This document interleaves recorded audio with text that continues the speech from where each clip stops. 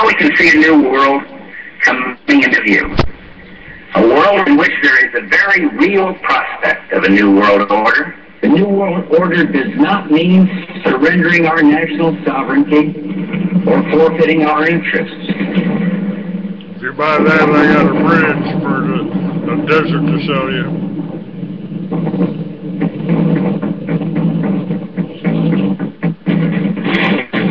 He took an oath to defend the Constitution of the United States of America. By some, he's been called controversial.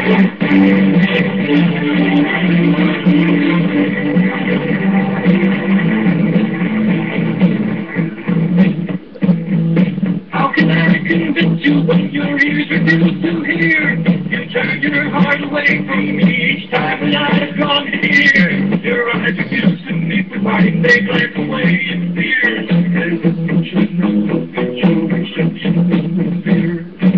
Now, keep in mind that some of my guests have been approached by Homeland Security or FBI saying, why are you going on the Clay Douglas show? My message to those guys that are listening this morning is go get a cup of coffee, maybe you'll learn something. We both took the same oath, to defend the Constitution against all enemies, foreign and domestic. I don't recall there being an expiration date on that. Well, it's just a show. How can I contain this pain? Knowing that your eyes are blinded by the light. He is the free American, Clay Douglas.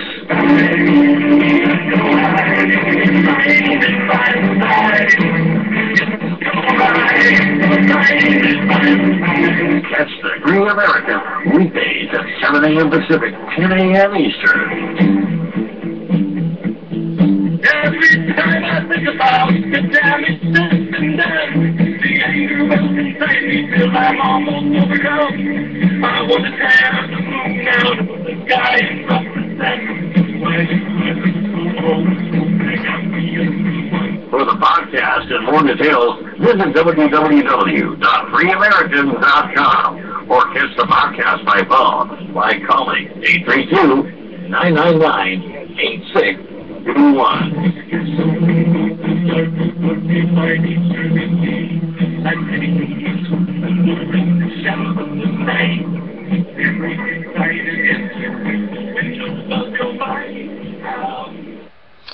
Good morning, ladies and gentlemen. Welcome to a rainy Texas morning. I'm your host. I'm Clay Douglas. My guest today is Kelly Falardeau. Falardeau. Did I pronounce that right, Kelly? Falardeau. Falardeau. All right. Yeah. Falardeau. And Kelly is the author of 3 books: No Risk and No Rewards, Self-Esteem Doesn't Come in a Bottle, and 1,000 Tips for Teenagers. And Kelly, you're a burn survivor. At 2 years old, I guess you were burned pretty severely. What happened? And then No Risk, No Rewards talks about a burn survivor's journey from near death to success. That's right. Well, I got burnt when I was 2 years old. So what happened is we lived on a farm at the time. And so my cousins were over, and my grandpa had told my cousins, to burn the shingles from the old barn roof. And little did they know that, I would be there too. And so when I went by the burning barrel, I happened to just stand there, and when I came around, there I was covered in flames. So a spark had landed on my dress, and then I had just burst in flames. So my neighbor happened to have been driving down the driveway at that time, so they picked me up and, put the flames out and, grabbed me and took me to the hospital. And that's where I spent like 3 months in the hospital, and every second day I had to have go back in for more surgeries, and they would put me to sleep just to take out my stitches because it's pretty painful, as a little 2-year-old. And then every 2 years, up until I was 21 years old, I would have to go back for more surgery because what they needed was for my body to grow so that I would have more skin to use, because my skin was used like 6 times over on my legs. So, yeah. Well, pretty painful childhood, I would imagine. So, but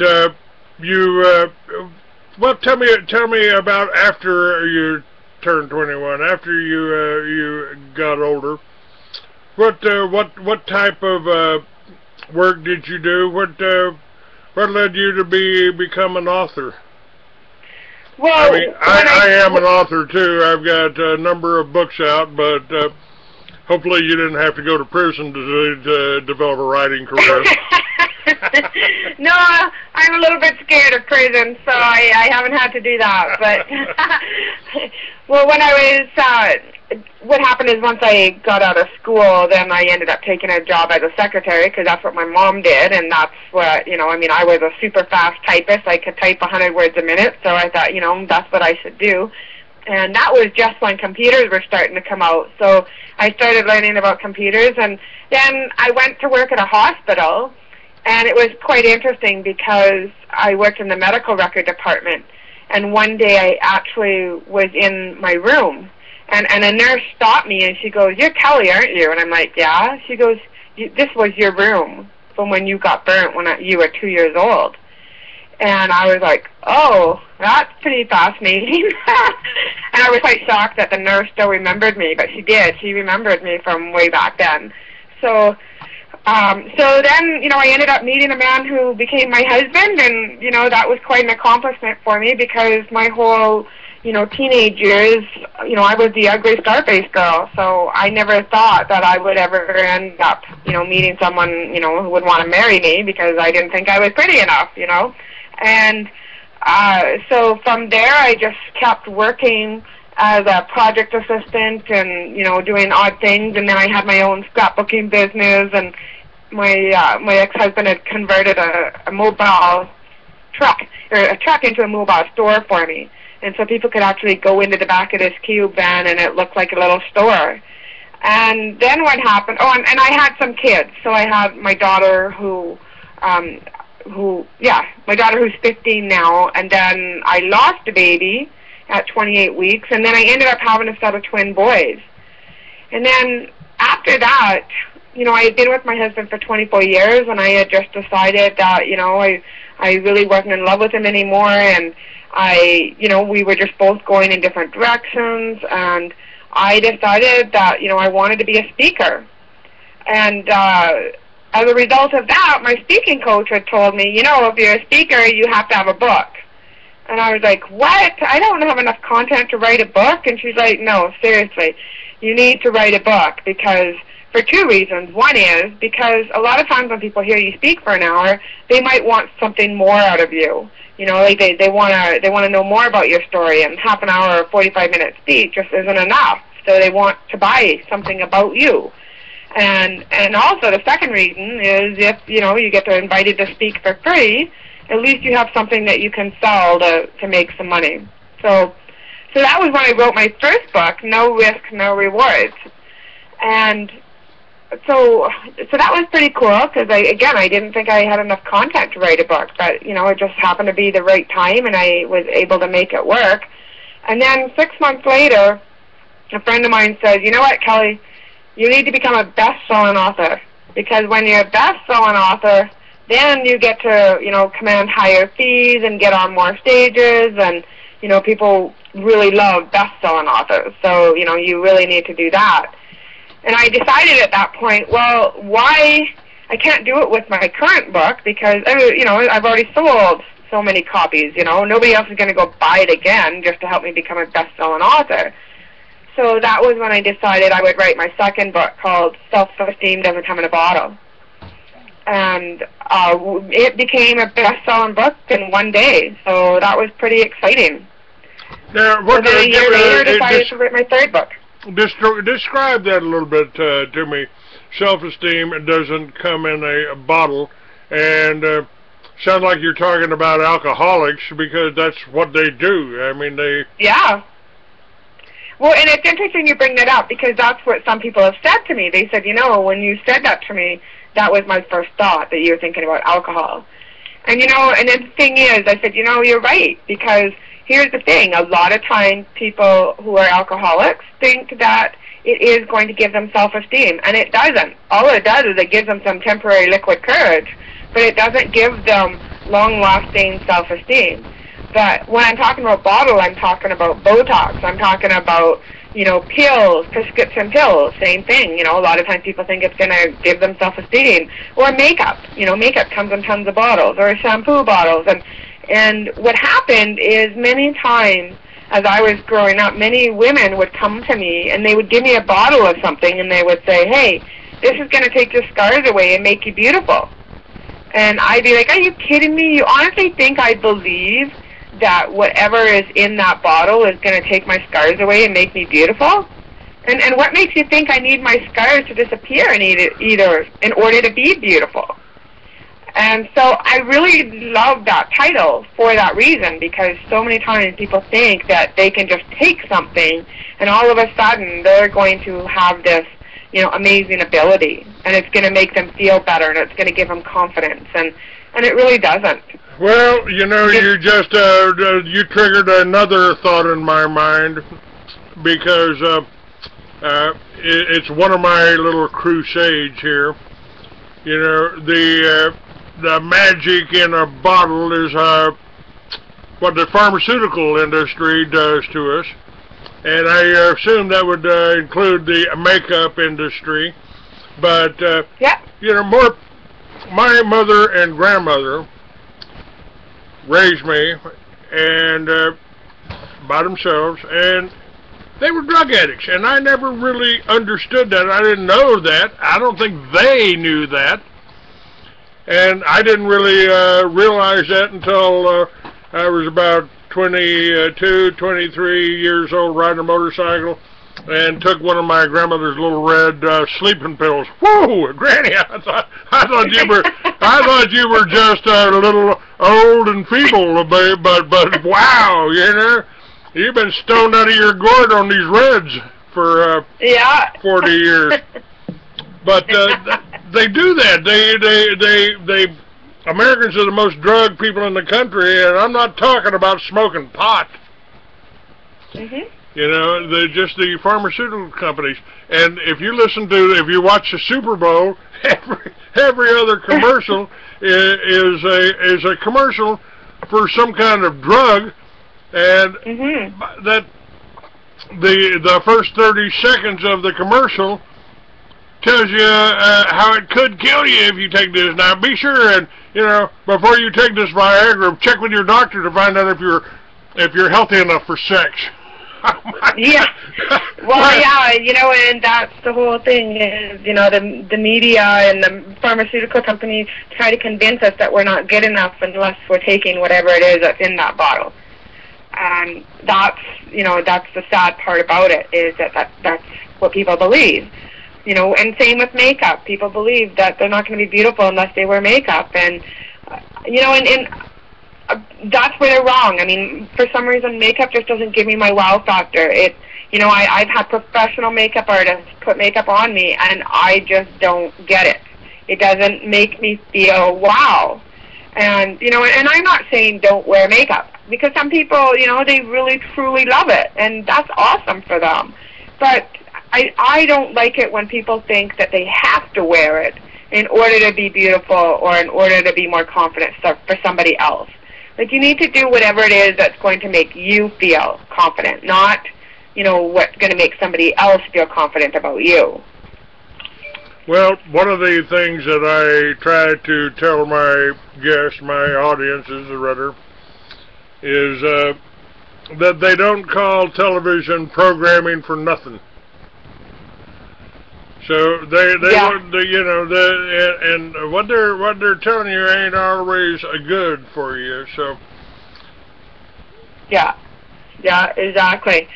And you know, it's sad that we're in this whole world of insecurities, because this is what leads me to my next book that I just finished writing, and that's called 7 Reasons Why Women Don't Love Themselves and How to Change It.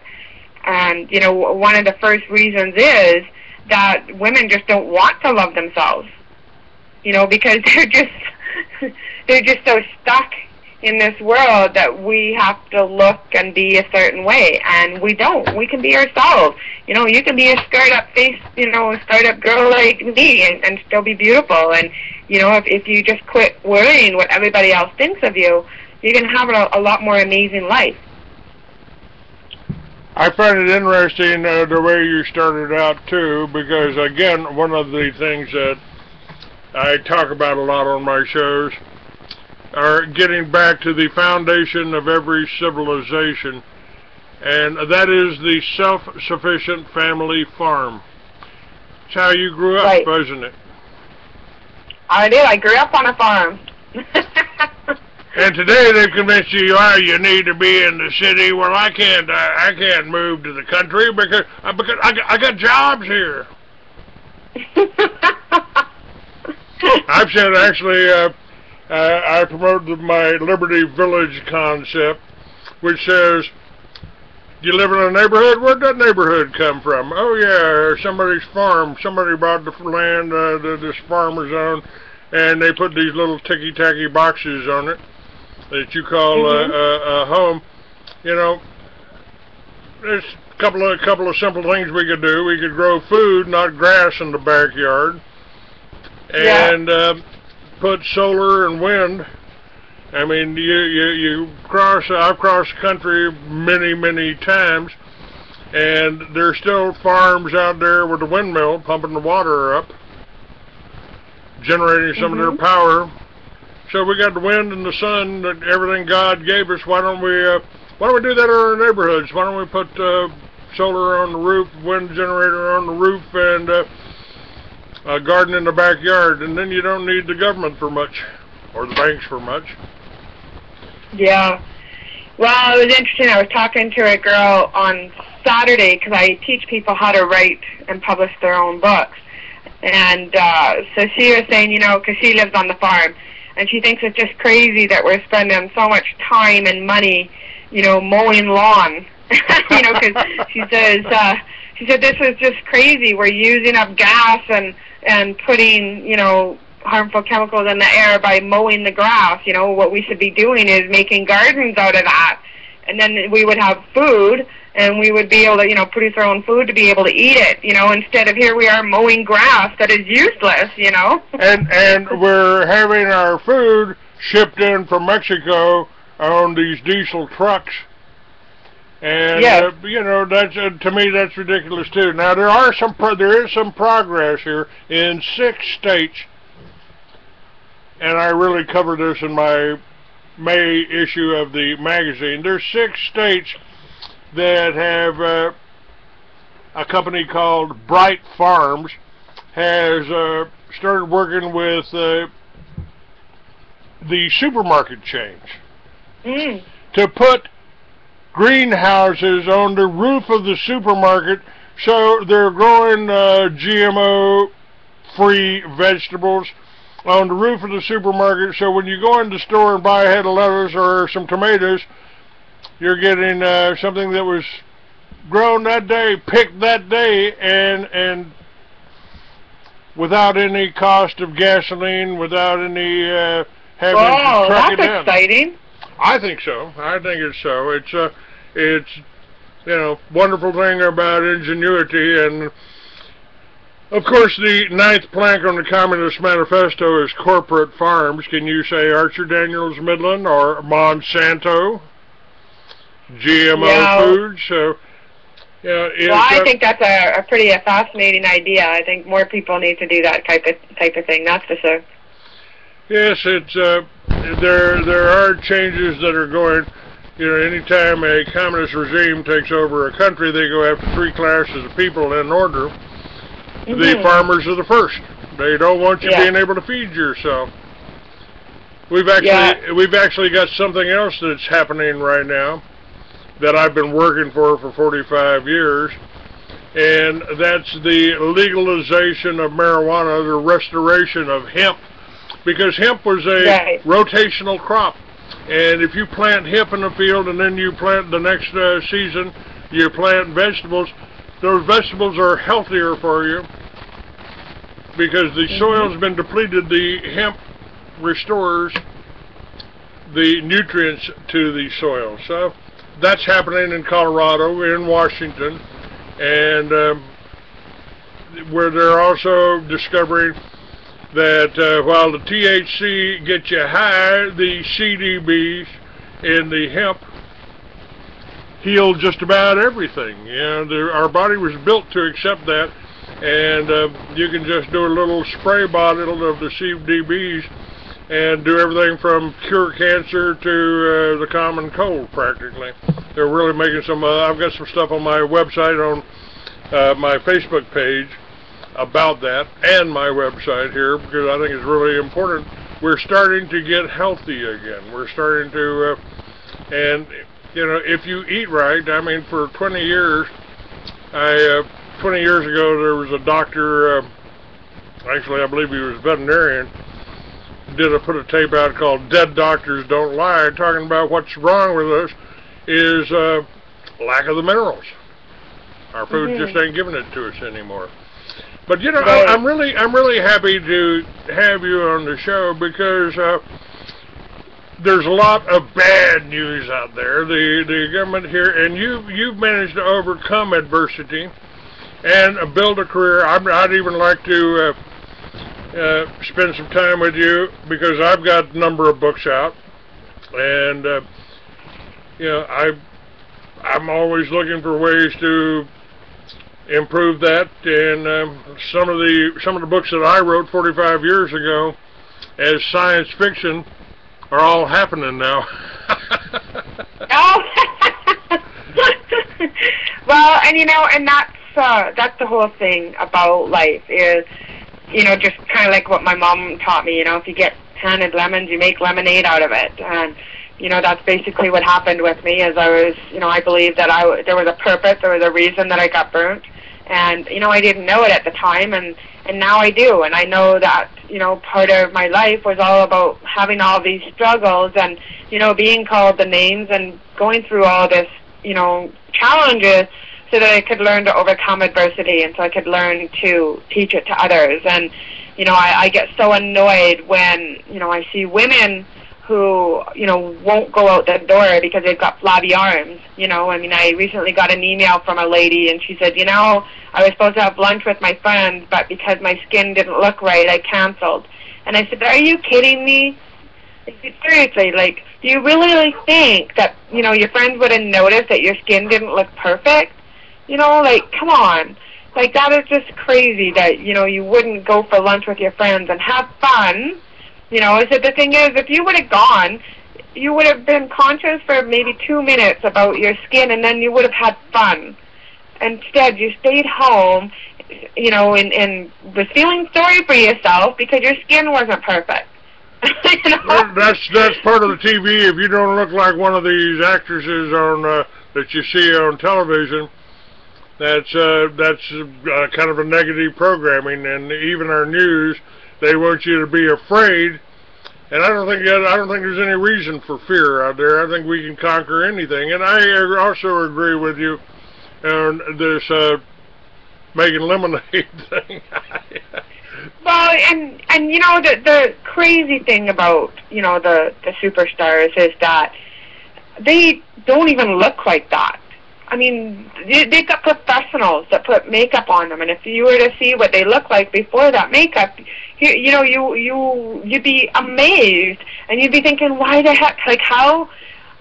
I just believe it's just crazy, because women are trying to strive for a beauty that doesn't exist. And it only exists if you have somebody that's got, you know, 3 hours to put makeup on you. And, you know, and they Photoshop the pictures so badly that like, that picture isn't even real anymore. It's a fake picture. And yet people are striving to look like something that is fake.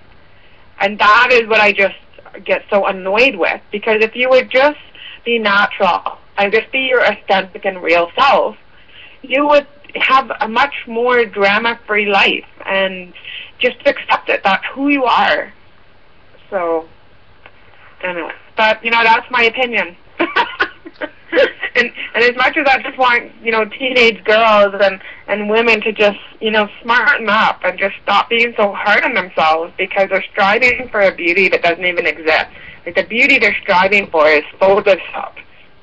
You know? Now, your third book is 1,000 Tips for Teenagers, and that did pretty well, #1 in the hot new release bestseller list.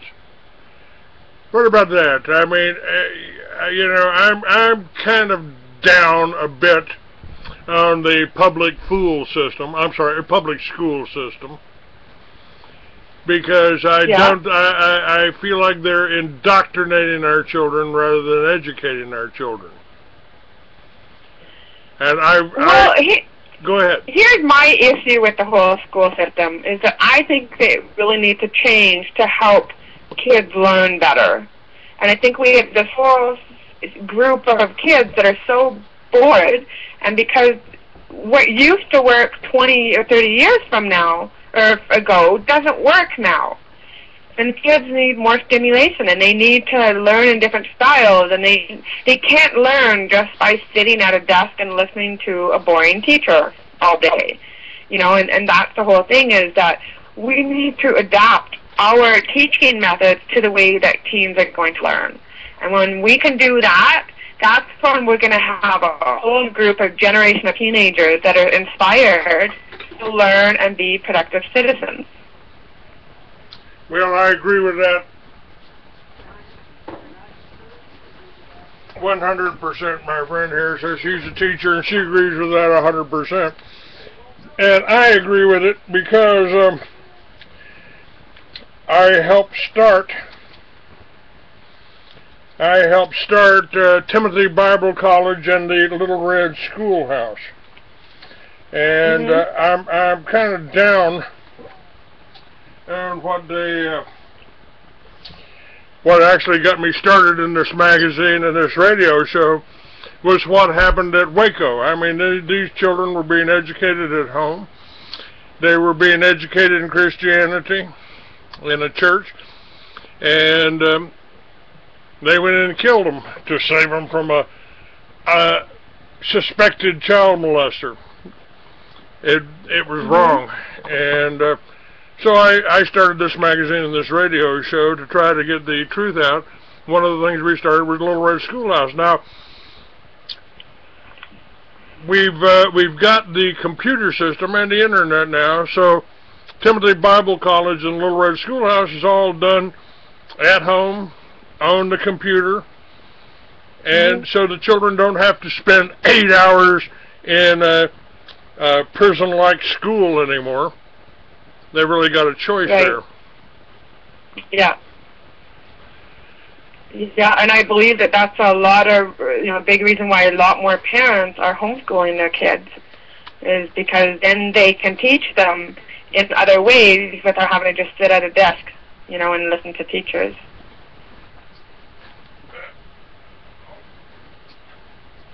Now, what else can we do? What more about this book on teenagers? How do we bring up our children right? How do we? What have you learned? What do you think's wrong with it? I mean, I do a lot about what's wrong with this country, and we can track it back 100 years, 200 years, or more. Our founding fathers, Thomas Jefferson, warned us about central banks. If you ever allow a private bank to issue your money, the banks and corporations that spring up around will leave your children homeless in the land we conquered. We've got a lot wrong with America. What the bottom line is that, we've got this whole anti-bullying message. And I believe that the kids are tuning out on it. I believe it's overdone, it's, there's nothing new, there's nothing exciting, and the kids have heard the same old thing every day. They're hearing the same old thing. And it's not, it's not inspiring them.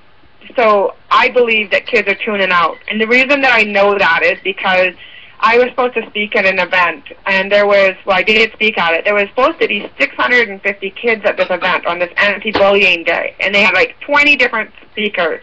And it's, it's a very empowering, inspiring day. Well, only 100 of those kids showed up. And, you know, it really shows that they just don't want to hear another anti-bullying message. And so that's why I'm taking a different approach. There's a lot of people say to me, oh, you must have been teased and bullied when you were a kid. You know, tell us about that. And I'm like, you know what, I don't remember it. I do remember some of it, but I don't remember a lot of it. And I don't remember enough to tell you about it. But here's what I really want you to know. I really want to give you some tools so that you can start empowering yourself and empowering other teenagers so that you feel great about yourself and you feel confident so that you're not going to allow that bully to knock you down. And you're not going to allow that bully to even come close to you because you will be so confident that that bully is not going to want to be anywhere near you. And so I believe that that's the approach that we need to take with our teenagers, is we need to make them into strong, confident teenagers who just want to get out and do great things in the world, and they want to empower others, and they want to see the good in people instead of the bad, and they really want to grow in those ways. And that's where I think we're going to have a lot, you know, more confident teenagers. So that's what I feel we need to do. I don't feel we need to have another anti-bullying message out there. Well, I've never liked bullies, and I've had to deal with them my own life. Mhm. And it's they do. I mean, if you come out, I'm not afraid of you. You know, if you come off like that, they lose your power. They lose their power over you. And the same thing with the government. The government, we don't need, the cops aren't there to protect us. The government ain't out for your best good. What you need to do is be secure in yourself, confident in yourself, and set yourself up to be able to deal with any eventuality. If this happens, what do I do? How can I anticipate? How can I make it better for us? Well, and a lot of it is just walking away. And that's the thing, like, you know, I've got a teenage daughter, and she's, you know, got all kinds of drama going on in her life. But she's, you know, a lot of times what happens is teenagers think they have to have the last word, and they think they have to win the battle.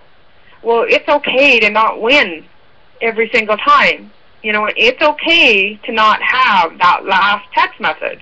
And that is what I believe that teenagers need to learn, is that you don't have to have that last word. It's okay. Like, if someone wants to say something to you, then, you know, be smart enough to walk away from it instead of thinking that you have to cause a fight. When, you know, and learn how to tune out those negative comments that people are saying to you and start tuning in to all the great things that are being said about you. And, you know, I believe that's so hard for teenagers, is that, you know, somebody will say, oh my gosh, you're so ugly, that's all they hear. And then they replay that over and over and over in their heads.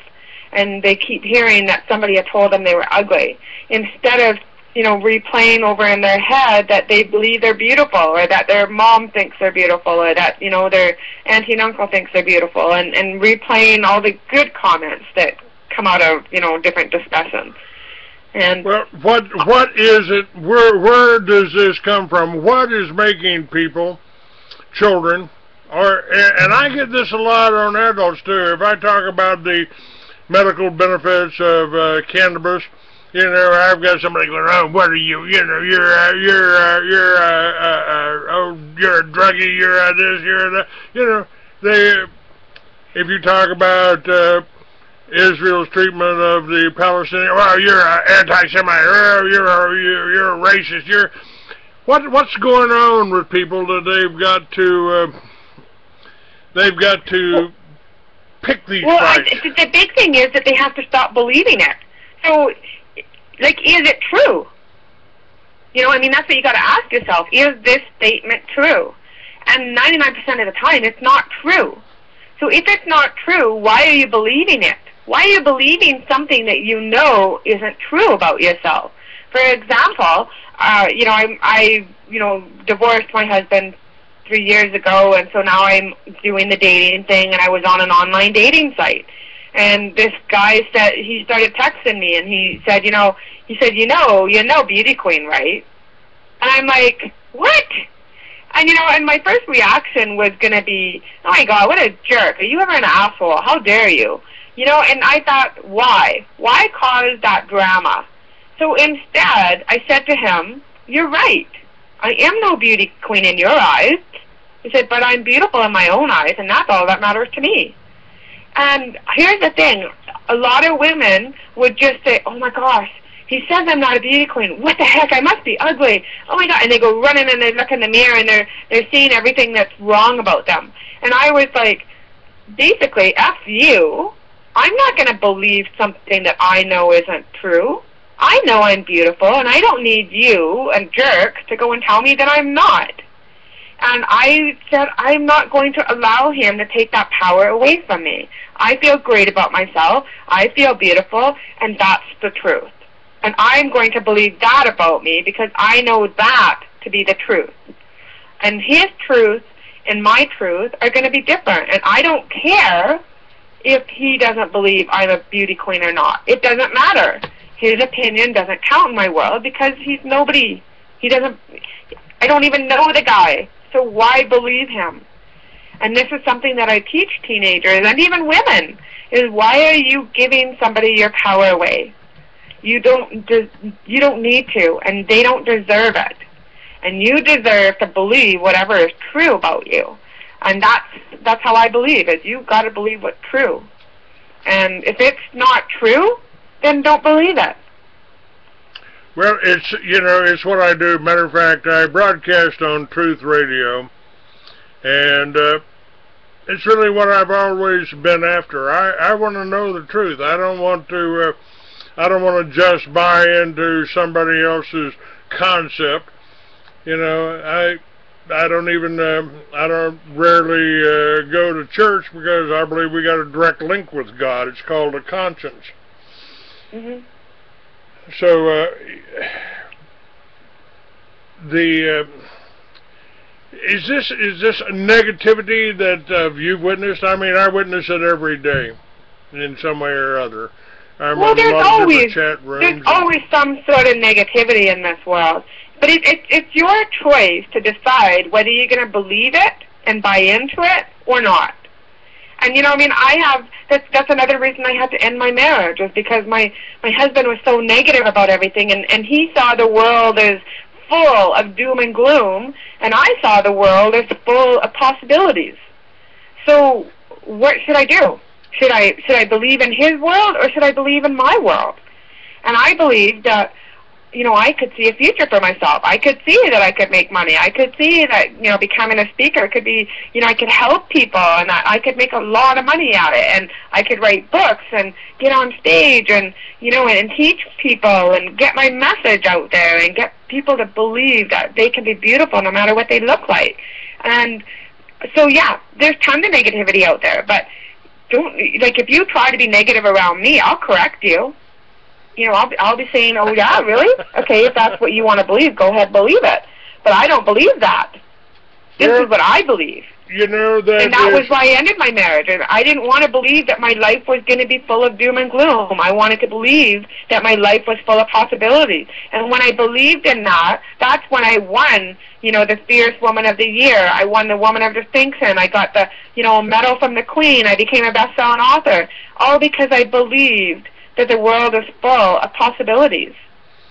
Well, I certainly agree with that, and I was jokingly talking about my prison experience, because, and it's really true. I believed right then, after I got out, a few years after I got out, I believed that I would make more money off of the time I spent in prison than at any time hence, and been pretty much right about that.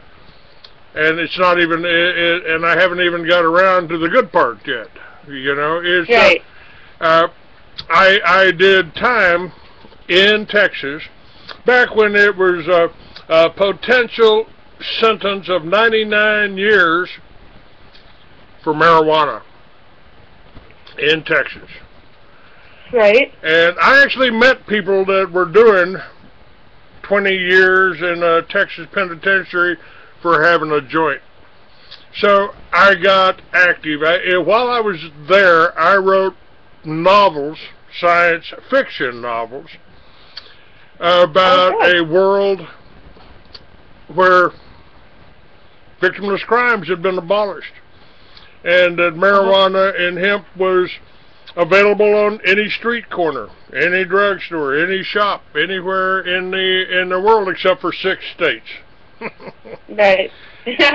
Or 4 states. 4 states. I'm sorry. The Texas, Oklahoma, and Arkansas kept the same kind of laws in my science fiction book. Kept the same kind of laws they had today, but it was contrasted with what life was like in the other states, where there weren't any prison systems. There weren't millions of Americans in prisons and jails for victimless crimes. And that I within this last year, I've been seeing that actually come true. What's happening in Colorado right now is probably the biggest economic boost and the most progress we've had in 100 years since William Randolph Hearst, DuPont, and Rockefeller got turned hemp into marijuana and made it a crime. Right. So we've got 20 states now where you can walk down the street if you bribe a doctor, which I'm not in favor of, but you can bribe a doctor in 20 states now and live a fairly normal life and not go to prison like I did. Right. So I have made progress. I have made a difference. I did help start Normal 30 years ago or more. I did help distribute and advertise and support a magazine called High Times, and we've really changed. We've changed things. For the good, for the positive here. You still got the people. Oh, you're just you're a pothead. Oh, you're you know, it's all with the name calling. And what they're learning is that there's more than THC in cannabis. There's a medicine, CDBs, the cannabinoids, that are curing cancer, that are curing post-traumatic stress syndrome, that are really, really beneficial to our minds and our bodies. Right. So I took lemons and made lemonade. Yeah, exactly. And it's still going on. Matter of fact, all I got to do for those first novels that I wrote, I've written others since then, and some nonfiction novels, but the only thing I got to do is a little bit of editing, because the offices don't have the offices I wrote about 45 years ago had IBM Selectric typewriters rather than computers, so I gotta do a little bit of editing. Right.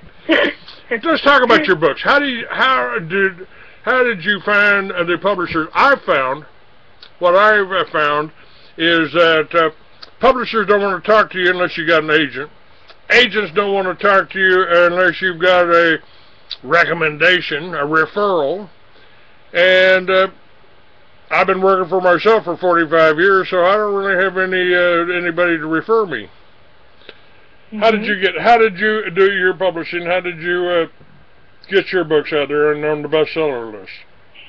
Well, I self-published because, you know, I was turned down by a publisher, a traditional publisher, and I just felt that people are going to buy my books because they hear me speak. And so I wanted a book for that reason. I wasn't concerned about getting them into a bookstore or anything, because I believe that, you know, people buy your book because they know, like, and trust you, not just because they see you on a bookshelf. And so I just figured, instead of spending time trying to get a publisher to notice me, and, you know, at the time, too, I wasn't very well known, and so people, you know, I didn't believe a publisher would pick me up anyways. And I just thought, you know what, this is a waste of time. I could spend, you know, 6 months or a year trying to get a publisher on board, or I can spend 6 months of the year and actually write my book and publish it myself, and at least have a product to be able to sell, which is what the whole purpose was anyways. And so then when I decided I wanted to be a best-selling author, you know, I learned from a girl how to do it on Amazon. And she taught me, you know, the basic method on how to do it. And then I just implemented the strategies myself and did it. And so, you know, I believe that you can do things as a publisher, and I think it's good because now that I've got like 3 books, and, you know, and I'm a best-selling author through Amazon, I'm sure now that if I go to a publisher, they're going to pay attention to me because I also now have a following. And it's also because I'm already a speaker. And, you know, I've already got, you know, a message that people want to hear. And so that's why I believe it's important that, you know, maybe you don't have to do it the traditional way. I believe that there's many ways to do one thing. And that's the way that I chose to do it. And I just didn't want to hear the rejection. And that was the whole thing. I didn't want to be rejected by people. And that's why I thought, well, I'm just going to go and write my book anyways. And, you know, who cares what the publishers think? You know, if they don't want me, they don't have to have me. But now, because I've, you know, won all these awards and I've got these medals, and, you know, now I believe a publisher is going to be more willing to pick me up because, you know, I do have some proof of who I am, you know, and what I can do. Whereas before, you know, 3 years ago when I had decided to write my first book, they would have just said, yeah, you're a girl with a burn survivor story, so what? Why is that important? But now I can say, hey, it's important because of this, this, and this, and this, and this, and, you know, people love my message, and they love to be inspired that, you know, if, yeah, I've got wrinkles on my face, but so what? If the girl with the scars on her face can walk out the door, then I should be able to too, right? So now I believe it'll be a lot easier for me to get picked up by a publisher if I choose to do that. But I choose not to because then the publisher owns your rights and they own the control of your book, and you make hardly any money if you go the traditional publisher route. You know, whereas if I go the self-publishing route, like I make 90% of my book, whereas it's the other way around if I go with a traditional publisher. Now, if I was to be like the next, you know, 50 Shades of Grey author or the next, you know, Harry Potter author, well, that's where you're definitely going to make more money than, you know, how I'm doing it. But at this point, I really believe that you have to get the credentials and you have to get something to support you, and then that way, then, you know, traditional publishers will start to look at you. All right, how about Amazon? What was the trick for Amazon? I've got books on Amazon that adventure novels that aren't selling that well. They sell better on my site than Amazon. So I feel like I'm doing something wrong there. What about that? Well, the trick to becoming a best-selling author, and I actually program to teach people how to do that. So if people want to buy into my program or, you know, email me, then I'll, you know, I can also teach them that way. I've got a program out there to do it. But here's the thing, that the whole trick to Amazon is that you need to get as many people as possible to buy your book on a certain day. So you have to do a whole social media campaign around just that book and getting people to buy it on a certain day. So that's what I did, is I picked a day. So I said, okay, November 20th, that's National Children's Day. So we decided that we would use that day to launch our, you know, 1,000 Pips book. And we decided to launch it on that day because it's National Child's Day and because we knew we could get media for it. So we knew that we could go to, you know, get people to write stories about it. And I got on TV because it's like, hey, do you guys know it's National Child's Day and we have this teenager book coming out? And they're like, oh, that's so awesome. Then yes, we should have you on TV. And I was able to get on TV because I picked that day. And so what I did is, I basically, well, with the teenager book, that was a good book because we made it a compilation book. So we had 120 authors in there. So then I gave them, little pictures and Facebook statuses and Twitter tweets that they could use to promote the book. So I had 120 of us all promoting the book on that one day. So that's why we were able to get so many sales, is because we all promoted it. Yeah. Where did you find 120 people? Well, see, because what I did is, the 1,000 tips for teenagers, what I did is I told, I had my friends, I put it out on Facebook, and I said, hey, do you want to write 10 tips for teenagers? And because I wasn't doing just a typical anti-bullying book, because that's what, a lot of people feel they need to do, is an anti-bullying book. And if I would have said, okay, can you write 10 tips on anti-bullying? Well, people would have written the same old stuff, and people would have said, I don't know, it's kind of boring. But because I said, hey, why don't you write 10 tips for teenagers that are going to empower them, they were like, oh, yeah, I've got 10 things I could say to teenagers. And I had 120 authors. So we actually have 1,200 tips in there, not just 1,000. But I had 120 people that said, yes, I want to write 10 tips for teenagers. And the reason they also wanted to be in the book was because I let them put their website in it so that they could get promotion for the book. And so they're just like, a lot of these people would never write a whole book, but they love the idea of just writing, 500 or 1,000 words and being in somebody else's book. And so because it was a compilation book, it was one of the easiest books to write. Like, I only had to write 10 tips. I didn't have to write 1,000 tips. I only had to write 10. And so it was easy for me to write, but I just had to compile getting all the authors to submit, their stories. And then we had all 120 of us promoting the books through Amazon on Facebook and Twitter and LinkedIn and all that. So that's how we did it. Have you seen my Facebook site? Have you got on as a friend on Facebook?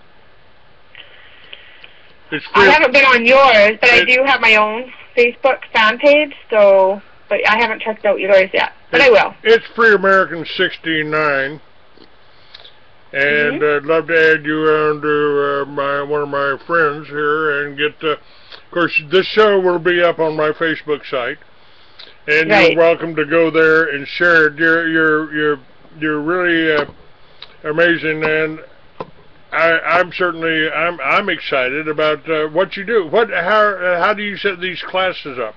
How do you teach people? What do you charge to do that? Well, we are we do live seminars on how to write and publish your first book in 7 easy steps. And then we just did our first one back in April, and then we did another one just last Saturday. And then what we did is we also videotaped it so that way if people want to do the home study program, they can, because, that's the whole thing. I mean, not everybody can come to Canada to, take the course. So what we did is we videotaped it, and then that way everybody can just come and, take it and learn from home. And I even have my friend that does some meditation and visualization techniques, and that way it really helps people to uncover the blocks that they have that's stopping them from writing. And so that's pretty powerful. It's a pretty cool course because people are like, oh my gosh, this is so much easier than what people think it is. I've told people, what does it take to be a writer? Right. Yeah, what do you tell them? Right. Sit down and write. You tell them what, sorry? Just to write. Just to write. That's all it takes to be a writer, doesn't it? Well, yeah, and that's the thing. It's just like to get your thoughts down. And so many people are concerned that they're not going to have enough content to write a book. And, or they're also worried that they're going to have to buy 1,000 books, and then they'll have their book, their garage full of books. And that's wrong too. You can do it so that you only have to buy one book. So, that's why I encourage people, even if you don't want to sell it, if you just want to do one book, just to have it and just to say that you've done it and just to get your story down, that's good enough. There's nothing wrong with that. The first book that I did, I had 1,000 books sitting around. Trying to ship them and trying to handle them was kind of a pain in the ass. Didn't work well. And it's better now that I've got my own books. I've got on-demand publishers, and so you can get the hard copy, and you can get it on a PDF. $10 right now. You can get a 500-page book on my shopping cart, shop.freeamerican.com. Yeah. Exactly, and that's the whole thing, is that, a lot of people are just so scared because they think they have to do it the old way. And and that's what's so cool about it. Well, I published, I've been publishing magazines for a lot of years, and the Free American magazine, I published that pretty much conventionally. I paid the Hearst company for their paper. I paid the DuPont company for their ink.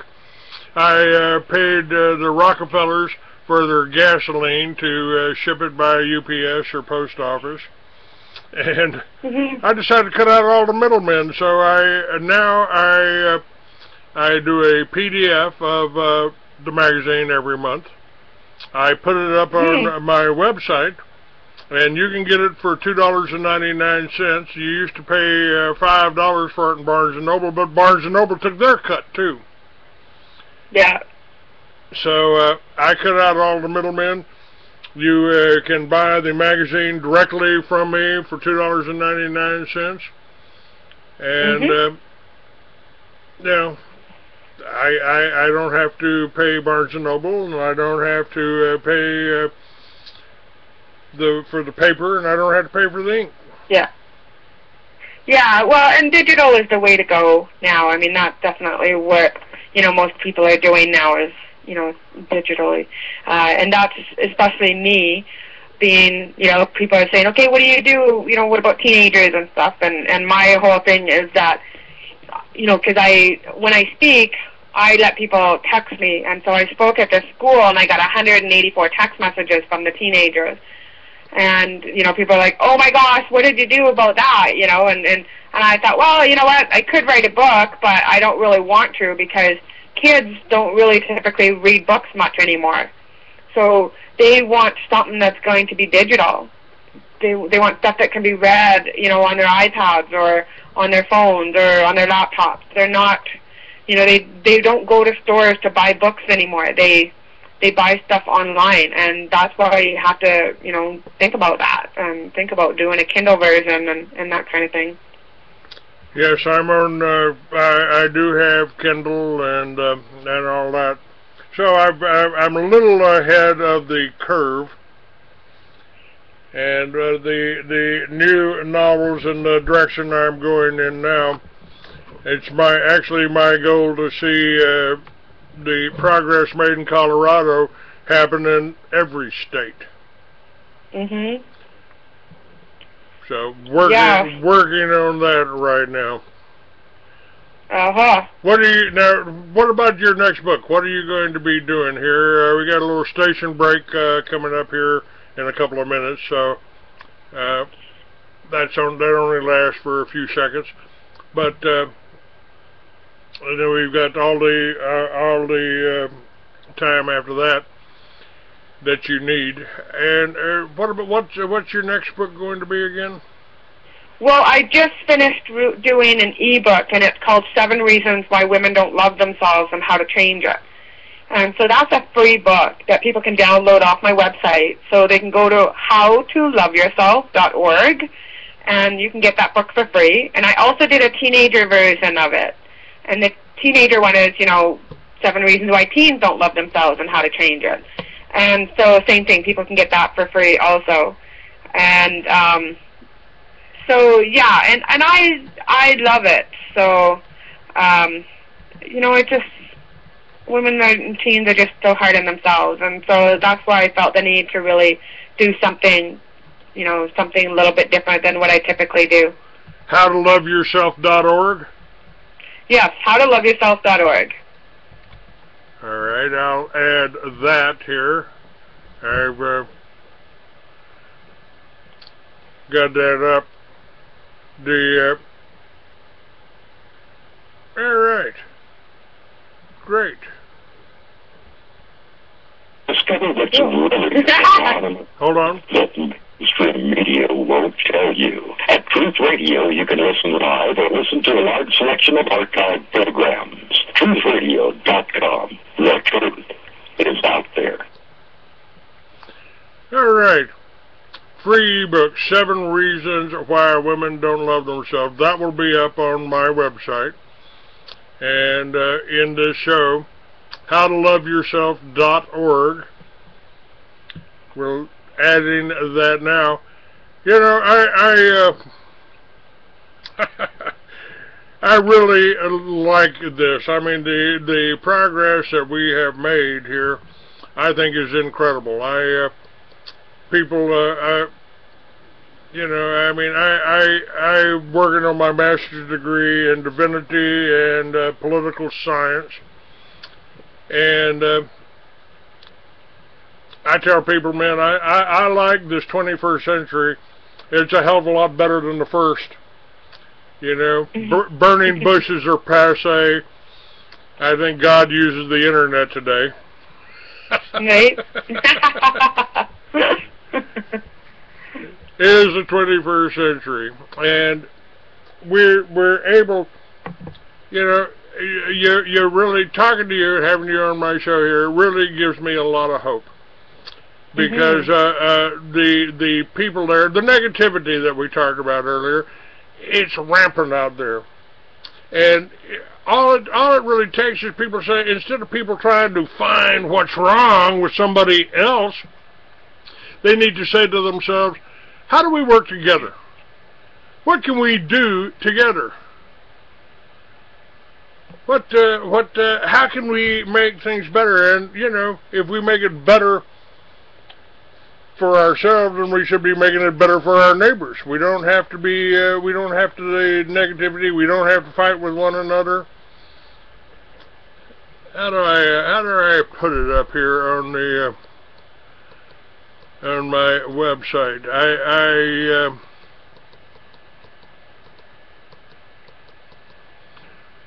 We got a lot of information. They tell me I got too much, but we've really got a chance here to make things a lot better. It's you know, I got a vision of communities, counties, people in the counties working together, people in different countries working together. We don't have to go along with the whole war industry, the military-industrial complex that our presidents have warned us about. We ought to be thinking of how we can work together, what we can do. It's well, and you know, and here's the thing that, you know, you talk about war, and I just don't know how people think you can create peace out of war, and that's what kind of drives me crazy, is that the trillions and trillions and trillions of dollars that is being spent on war, that if we could spend even, you know, 0.5% of that trillion on, you know, empowering people and, you know, and feeding them and clothing them and housing them, wouldn't that make more sense than to spend it on killing people and destroying this beautiful world that we have? So this is what I don't understand, is how governments and militaries can think that, you know, having more wars is going to cause more peace and happiness in this world. Well, it doesn't, and that's the lie that's put out. It's you know, it's taking us in the wrong directions. I mean, and that's really the problem I have with television, because there's newscasters on television trying to convince you that we got to go bomb Libya, we got to go bomb Iran, I mean, you even got politicians sing about it, bomb, bomb, bomber, and, you know, that should be the definition of insanity. But it's hard for people to recognize that. It was like what happened at Waco. You know, I said I just can't sit back and watch something like that happen again on television without doing something, without trying to do something. And we've really got this issue of my magazine, the May issue. I said we got safe nuclear power. China is building safe nuclear power plants. Ships running on seawater they float on. Non-GMO food grown on the roof of your local supermarkets. A grounding of the chemtrails planes and the removal of fluoride is happening now. 2 states are allowing hemp to be grown again. It's only the criminal bankster system funding their media and the politicians that keep this from being a better world. Right. And yeah, well, and that's the whole thing. It's, you know, we spend so much time on being ugly and mean to each other instead of loving each other. And that's, you know, how does anybody expect to love themselves or each other if they're spending so much time on creating hurt in this world? Do you know what the do you know what love is? What love? The definition of love is? Tell me your definition. That's your level of vibrational energy, and the more you love, the higher your vibrational energy, and the closer to God you are. As a matter of fact, I've got a guest that's going to be coming on talking about that. I just had Jennifer Masters on. And she talks about she considers herself the self-love guru. So we've really been touching on that a lot in my shows here.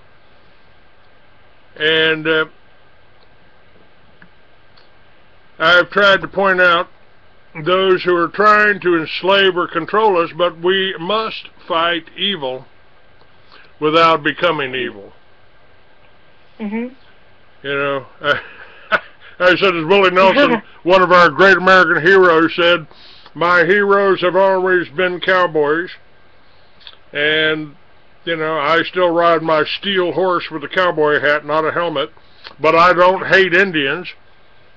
And right. Our brothers, my brothers, our fathers and grandfathers, all veterans, fought the Germans, the Chinese, the Vietnamese, the Russians, the Iraqis, the Afghans, and the Jews, but we should recognize we are all victims of our own criminal controller, our own governments, and we should find a way to work together without hate or fear. Right. And I also said I envision a world without elitists. Indulge in that vision and be 100% committed to it. And by saying that I don't suggest to kill them all. This is a vision thing. We're not supposed to worry about the details on how to get there, but be totally clear about the desired outcome. Right. Yeah, exactly, and that's the whole thing, is that we need to know what we want our outcome to be, and I just don't understand how people's war is going to accomplish that. But, you know, it's pretty sad when, you know, Americans have, you know, we are, you know, a world full of abundance, and yet we have starved people in our own country, and that's what I don't understand. Well, we are making changes. And there's always money for war, and that's what I don't understand. There's no money for, you know, for food or clothing or housing, but for some reason government always has money to put in war, and I just don't understand that. Well, That's the banking systems. The banking systems, they brag about that. They fund both sides. The whole Cold War, we had 50 years of a Cold War, and when they rolled with the Patriot Act, they talked about a new war. This war is a war on terror. But that's a lie too. There's the war on terror is a war against anyone, anywhere in the world that doesn't want to go along with one world government of the bankers, by the bankers, and for the bankers. And you know, that don't mean you gotta hate the teller at the bank or the loan officer at the bank. We've just got to recognize that the central banks that our founding fathers warned us about are what is are part of the problem here. Right. Or the problem, I should say. But we can't. You know, this is a worldwide thing. I mean, when your president tells you that now we can see a new world coming into view, they henceforth we pledge allegiance to the new world order. No, we don't. No, we don't. We can make changes, and we can make it in our neighborhoods, in our communities. We don't have to go along with the Common Core. We don't have to go along with the Agenda 21. We don't have to go along with the destruction of the farms. You know, we can educate ourselves on how to feed ourselves. We've been, you know, I asked years ago, I was getting a little disgusted at talking about all the bad things, the Wacos, the Oklahoma Cities, the Iraq War, even the Vietnamese War. I mean, I helped stop the Vietnam War. I volunteered for it. I didn't go. God spared me that.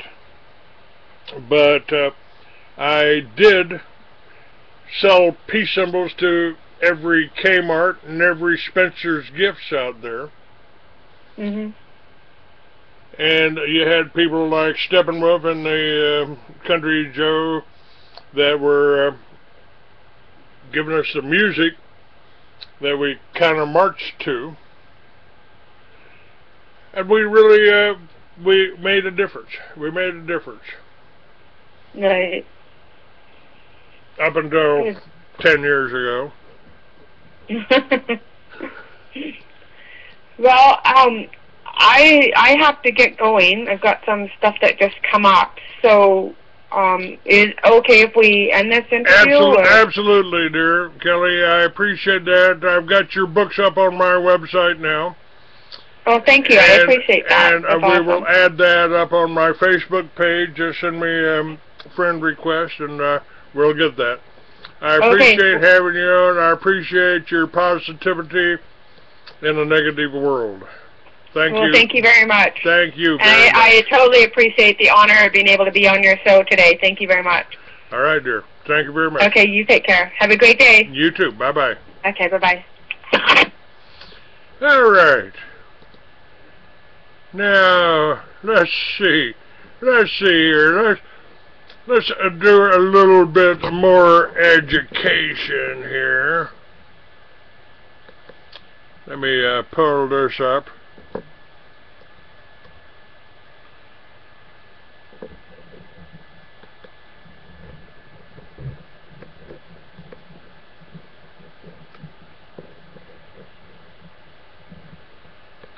Let's do this.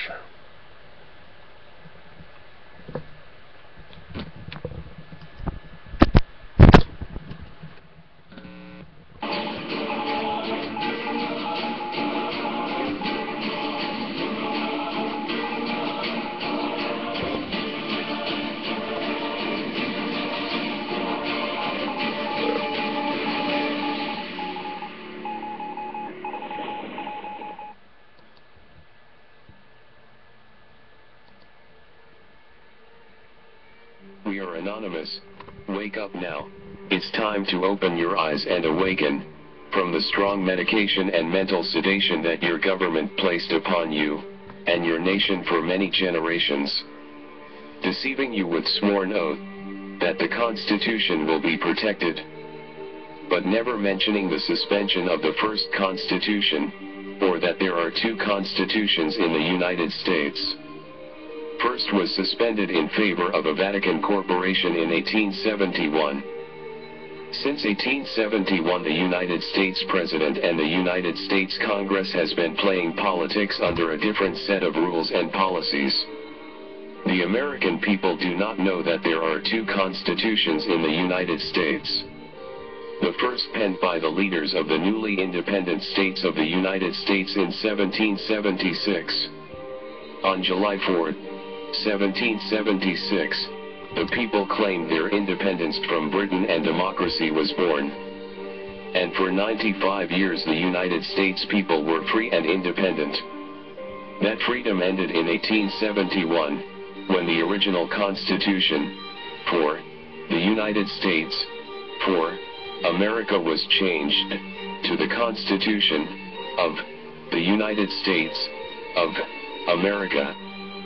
The Congress realized that the country was in dire financial straits, so they made a financial deal with the devil, international bankers, in those days, the Rothschilds of London, thereby incurring a debt to said bankers. The conniving international bankers were not about to lend the floundering nation any money without some serious stipulations. So, they devised a way of taking back control of the United States, and the Act of 1871 was passed. With no constitutional authority to do so, Congress created a separate form of government for the District of Columbia.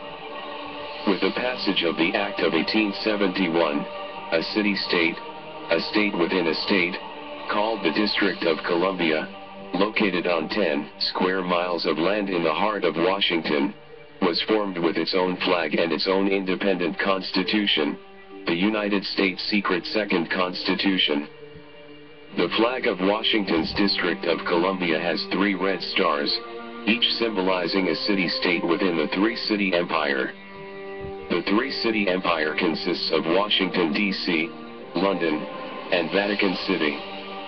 London is the corporate center of the 3 city-states and controls the world economically. Washington's District of Columbia city-state is in charge of the military, and the Vatican controls it all under the guise of spiritual guidance.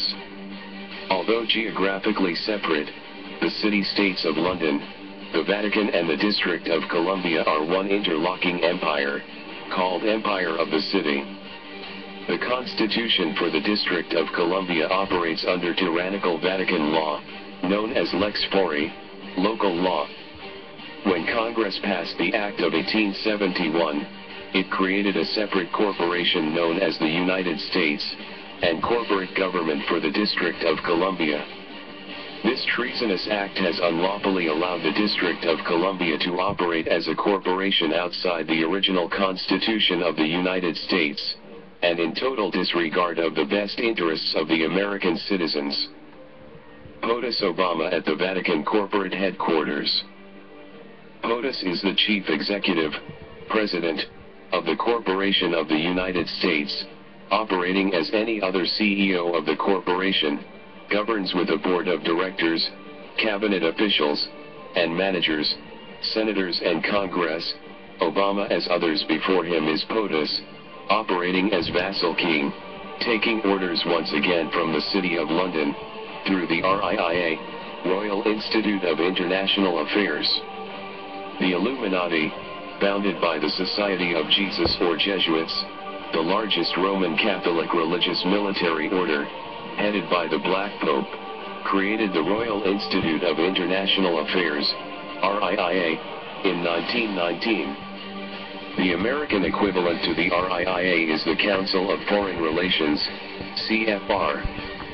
The RIIA and CFR set up round-table groups, based on the King Arthur myths. What did the Act of 1871 achieve? The Act of 1871 put the United States back under British rule, which is under Vatican rule.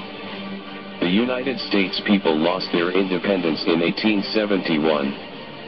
The Constitution of the United States of America is the Constitution of the Incorporated United States of America. It operates in an economic capacity, and has been used to fool the people into thinking it governs the republic. It does not. Capitalization is not insignificant when one is referring to a legal document. This seemingly minor alteration has had a major impact on every subsequent generation of Americans. What Congress did by passing the Act of 1871 was create an entirely new document, a constitution for the government of the District of Columbia, an incorporated government. Instead of having absolute and unalienable rights guaranteed under the organic constitution, we the people now have relative rights or privileges. One example is the sovereign's right to travel, which has now been transformed, under corporate government policy, into a privilege that requires citizens to be licensed, with a driver's licenses and passports. By passing the Act of 1871, Congress committed treason against the people who were sovereign, under the grants and decrees of the Declaration of Independence, and the Organic Constitution. The Act of 1871 became the foundation of all the treason since committed by government officials. As of 1871, the United States isn't a country, it's a corporation. In preparation for stealing America, the puppets of Britain's banking cabal had already created a second government, a shadow government designed to manage what the people believed was a democracy, but what really was an incorporated United States. Together this chimera, this two-headed monster, disallowed the people all rights of sui juris. You, in your sovereignty. The USA is a crown colony. Though the United States has always been and remains a British crown colony. King James I is not just famous for translating the Bible into the King James Version, but for signing the first Charter of Virginia in 1606, which granted America's British forefathers license to settle and colonize America. The charter guaranteed future kings and queens of England would have sovereign authority over all citizens and colonized land in America. After America declared independence from Great Britain, the Treaty of Paris, signed on September 3, 1783 was signed. That treaty identifies the King of England as Prince of the United States Prince George III, by the grace of God, King of Great Britain, France, and Ireland, Defender of the Faith, Duke of Brunswick and Lunenburg, Arch, Treasurer and Prince-Elector of the Holy Roman Empire etc., and of the United States of America, completely contradicting premise that America won the War of Independence. Article 5 of that treaty gave all British estates, rights and properties back to Britain. It is agreed that Congress shall earnestly recommend it to the legislatures of the respective states to provide for the restitution of all estates, rights, and properties, which have been confiscated, belonging to real British subjects, and also of the estates, rights, and properties of persons resident in districts in the possession on His Majesty's arms, and who have not borne arms against the said United States. And that persons of any other decryption shall have free liberty to go to any part or parts of any of the 13 United States, and therein to remain 12 months unmolested in their endeavors, to obtain the restitution of such of their estates, rights, and properties as may have been confiscated. And that Congress shall also earnestly recommend to the several states a reconsideration and revision of all acts or laws regarding the premises, so as to render the said laws or acts perfectly consistent, not only with justice and equity, but with that spirit of conciliation which on the return of the blessings of peace should universally prevail. And that Congress shall also earnestly recommend to the several states that the estates, rights, and properties of such last mentioned persons shall be restored to them, they refunding to any persons who may be now in possession. Whoops. Alright, let's see here. How do we do that? Lost that.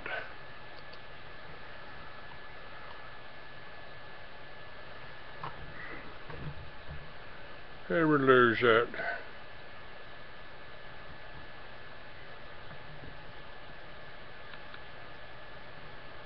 I'll find it again.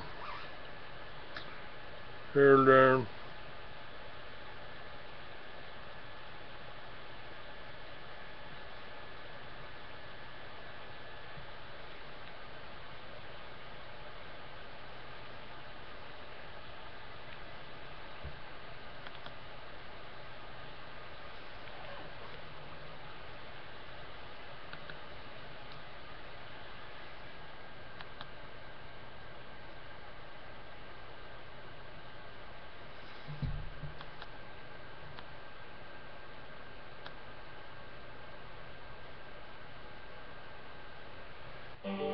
It is agreed that Congress shall earnestly recommend it to the legislatures of the respective states to provide for the restitution of all estates, rights, and properties which have been confiscated, belonging to real British subjects, and also of the estates, rights, and properties of persons resident in districts in the possession on His Majesty's arms, and who have not borne arms against the said United States. And that persons of any other decryption shall have free liberty to go to any part or parts of any of the 13 United States, and therein to remain 12 months unmolested in their endeavors, to obtain the restitution of such of their estates, rights, and properties as may have been confiscated, and that Congress shall also earnestly recommend to the several states a reconsideration and revision of all acts or laws regarding the premises, so as to render the said laws or acts perfectly consistent, not only with justice and equity, but with that spirit of conciliation which on the return of the blessings of peace should universally prevail. And that Congress shall also earnestly recommend to the several states that the estates, rights, and properties of such last mentioned persons shall be restored to them, they refunding to any persons who may be now in possession the bona fide price, where any has been given, which such persons may have paid on purchasing any of the said lands, rights, or properties since the confiscation. And it is agreed that all persons who have any interest in confiscated lands, either by debts, marriage settlements, or otherwise, shall meet with no lawful impediment in the prosecution of their just rights. It is becoming increasingly apparent to American citizens that government is no longer being conducted in accordance with the United States Constitution, or, within states, according to state constitutions. While people have recognized for more than 150 years that the rich and powerful often corrupt individual officials, or exert undue influence to get legislation passed that favors their interests, most Americans still cling to the naive belief that such corruption is exceptional, and that most of the institutions of society, the courts, the press, and law enforcement agencies, still largely comply with the Constitution and the law in important matters. They expect that these corrupting forces are disunited and in competition with one another, so that they tend to balance one another. Mounting evidence makes it clear that the situation is far worse than most people think, that during the last several decades the United States Constitution has been effectively overthrown, and that it is now observed only as a facade, to deceive and placate the masses. What has replaced it is what many call the shadow government, created with the illegal passing of the Act of 1871. It still, for the most part, operates in secret, because its control is not secure. The exposure of this regime and its operations must now become a primary duty of citizens, who still believe in the rule of law, and in the freedoms which this country is supposed to represent. We are anonymous. We will continue to expose the hateful corruption within the governments of the world. We will not relent. We will not give up on sleeping humanity. We will fight to the end. You should have expected us.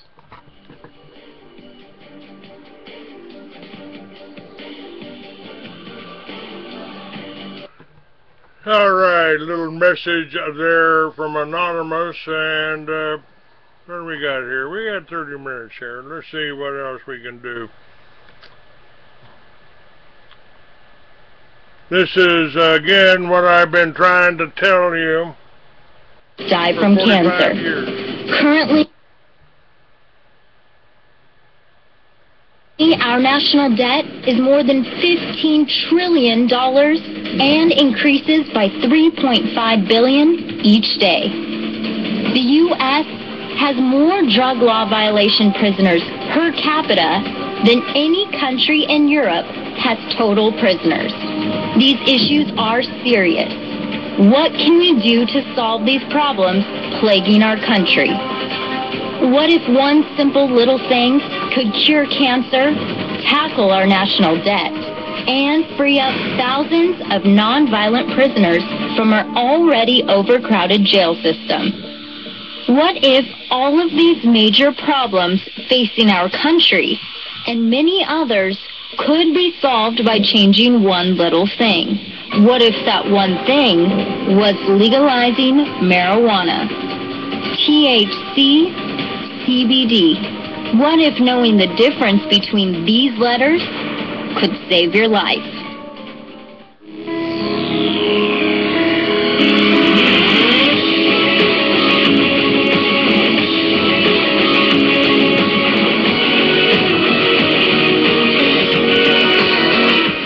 The solution is here. Marijuana is a miracle. I don't use. Cure. I've never used any form of illicit substance.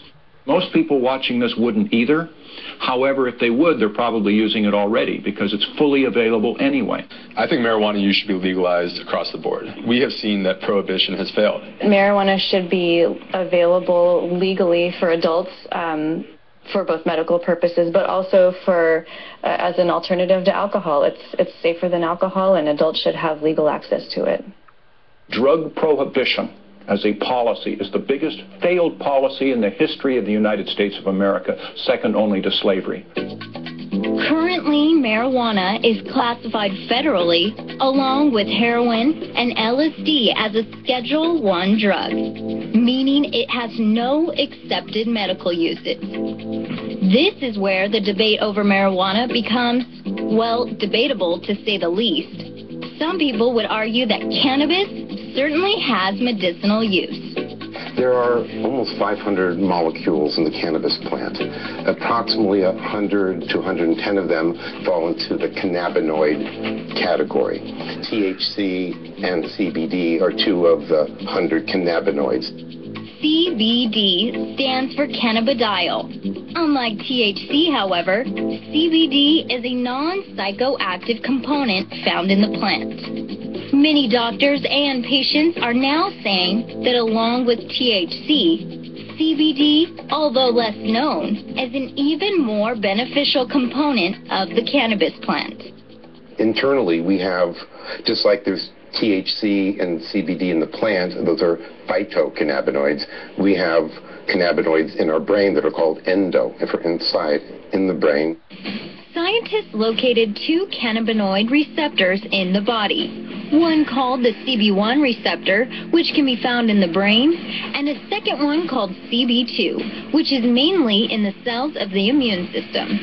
These receptors act like a key in a lock, and once activated, they can act like a target for cannabinoids, which once combined with the receptors, can play an important role from everything from pain relief, digestion, vision, and many other functions of the body. There is a wealth of laboratory evidence that cannabis kills cancer cells in a variety of ways. Among these are that cannabinoids prevent the cancer cells from reproducing. Additionally, it also prevents the formation of new blood vessels needed by cancer tumors to grow. As well as, it also prevents cancer from spreading to other organs. That's particularly important in cancer treatment, because experts are able to speed up the death of the cancer cell without touching the healthy cells around it.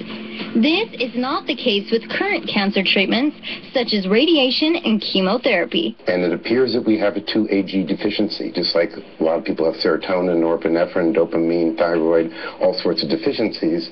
And you give somebody a little bit of CBD, I mean, very small dose, and all of a sudden the spinning stops. And you can't spin, you can't even get it started. It's amazing. The spinning that the doctor is referring to is the overthinking, worrying, and other symptoms associated with anxiety, ADD, and other conditions that CBD may treat. That being said, however, this is just the tip of the iceberg when it comes to what CBD is treating and what it will be used for in the future. So generally, marijuana can be used medically to treat a variety of symptoms. It's used by, MS patients to control muscle spasticity. For anxiety, I mean, it's virtually 100% effective at 2 to 3 milligrams, once a day.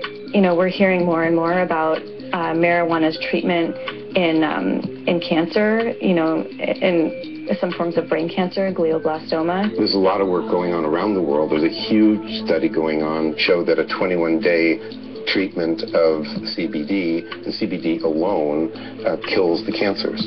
It turns a gene that can be on when the tumor is very aggressive off, and then the tumor goes through cell suicide, which is called apoptosis, and cuts off the blood supply to itself and dies. To me, since it's so safe, if I were able to get it and I had cancer, I'd probably take it. It's hard to believe that ultimately, 100 years from now, chemotherapy and radiation are going to be the end-all treatment for anything. I have come in contact with hundreds and hundreds of people that marijuana transformed their lives. We're also looking at it, using it for veterans of the last 2 wars with documented PTSD, and I've treated a handful of them already, and they respond dramatically well.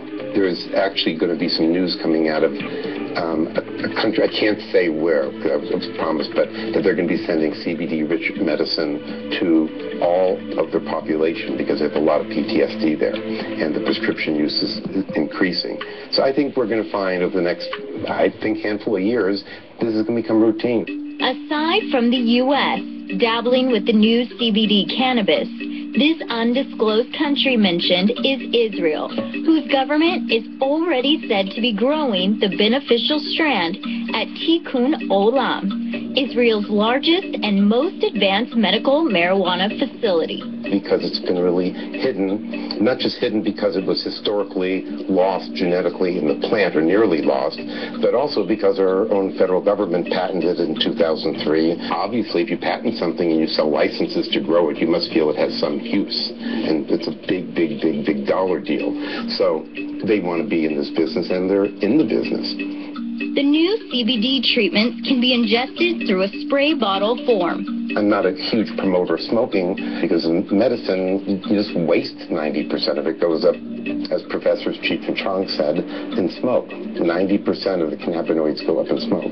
We're trying a new technique where they'll get 2 spray bottles, one that's almost all CBD and the other that's almost all THC, and they can mix them. Here, you can get 95% of them into the bottle, which makes this a fraction of the cost to medicate. And as far as the risks are concerned, medical experts are saying that the side effects are minimal. The only side effect, well, there's 2 potential. One, which most people are thrilled about. Some people do get a little happier and cheerful. So that psychoactivity, it is a side effect and needs to be listed that your mood might improve, okay? It cuts your appetite, and the appetite for sweets. So the more people like going on these CBD diets, which I kind of hate to talk about because I don't want it to go to that level, but it works. Just like THC gives you the munchies, CBD gives you the anti-munchies. We have strains now that we're growing that are just being harvested this week that have like a 25-to-1 ratio of CBD to THC. Our current plants have 2-to-1. This is like a genetic miracle that happened. So we'll be able to make tinctures that have as little THC as hemp does. So they'll be kind of the same as hemp tinctures and potentially legal. To debunk the age-old question, does smoking weed kill brain cells?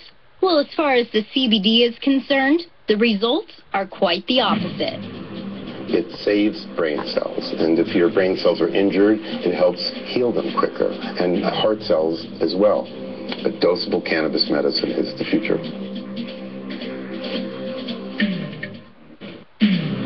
Regardless of whether marijuana is legal or not, the fact is, many people are using the substance every day under our current drug policy, which says it's against the law.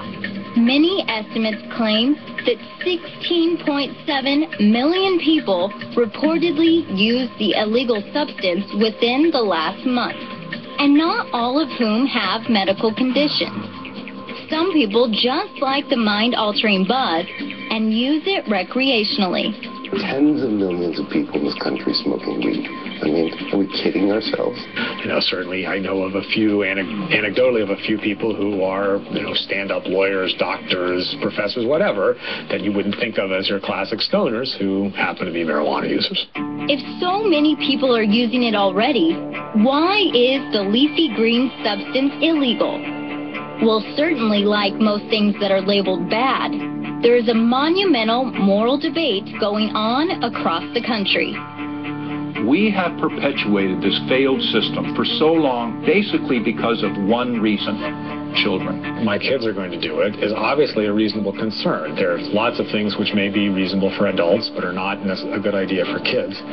The first order fact is kids are doing it already, even with prohibition. We care very much about the children, which is why we would like to do the same thing that we did with tobacco and alcohol, which was put an age limit on the substance, and studies show that young people's use of both tobacco and alcohol declined significantly. If you legalize and regulate something, such as marijuana, that is actually going to prevent access. You do not see children on their high school campuses selling Jim Beam bourbon to each other, but they're selling illegal drugs all the time, caused by drug prohibition. Ask the first 10 teenagers you find what is easier for them to get if they want to. That's the key. Marijuana or alcohol. And they'll all tell you, to the degree they've thought about it, it's easier to get marijuana. Why? Because the illegal marijuana dealers do not ask for ID. And then the sellers would be people who would be above ground, who would have an incentive to not violate the rules against selling to minors, whereas right now the people who are selling to minors are already felons merely by selling the good at all, and so they don't really care that much whether they're selling to a 16-year-old or selling to a 25-year-old. Now, this is what I have told you over and over again. People have said, well, Clay, doesn't marijuana lead to harder drugs? Oh, absolutely, I've told you. Absolutely. If you got to buy it from a drug dealer. The cartels don't care whether you smoke marijuana, snort cocaine, shoot heroin. They don't care. So if you got to go to a drug dealer to get marijuana, you can't just go down to the store and get it. Chances are they'll be glad to sell you some cocaine. They'll be glad to sell you some speed. They'll be glad to sell you some heroin. We don't have to do that. And in a lot of countries, they have found that the legalization of all drugs has actually reduced the use of drugs in those countries.